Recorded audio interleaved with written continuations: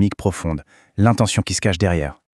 Deuxième partie. Maintenant, on oublie les types de personnalités statiques et on va plutôt parler de 4 archétypes dynamiques, de 4 forces qui animent nos civilisations. La première force, c'est le feu. Elle est incarnée par l'archétype du pervers. Alors attention, son intention fondamentale, ce n'est pas le mal pour le mal. C'est une volonté de puissance qui a besoin de consumer l'ordre établi pour pouvoir exister. C'est une force de disruption, une force radicale.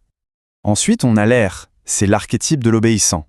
Lui, il n'a pas de direction propre. Il se contente de se conformer à la force la plus puissante du moment.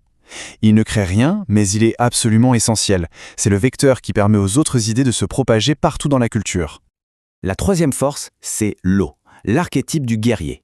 Son but, son intention, c'est la protection du vivant. Il incarne la cohésion, la loyauté au groupe, la résilience face à tout ce qui pourrait menacer la communauté. Et enfin, la terre, l'archétype du sage. C'est la force de l'ancrage. Son intention, c'est de comprendre le réel en profondeur pour lui donner une forme stable, pour cristalliser le sens afin qu'il puisse être transmis. C'est la force qui apporte la structure et la mémoire. Troisième partie. Maintenant qu'on a posé nos 4 forces, voyons comment elles interagissent. On va commencer par le duo dissipatif, l'association du pervers et de l'obéissant, qui, ensemble, consomment l'énergie d'un système. Ce qui est fascinant ici, c'est de voir cette relation de pure codépendance. Le pervers a besoin de l'obéissant pour exister, exactement comme le feu a besoin de l'air pour brûler. L'un veut le pouvoir, l'autre le justifie et le propage.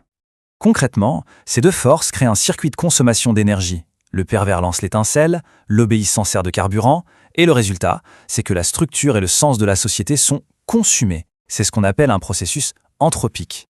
Quatrième partie. À l'opposé total de ce duo, on trouve la paire structurante.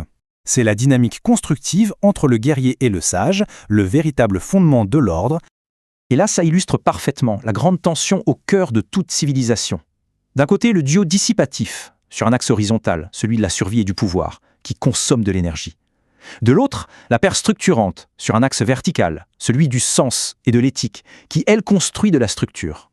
Cinquième partie. L'intention et le masque. Et c'est là, attention, que la théorie devient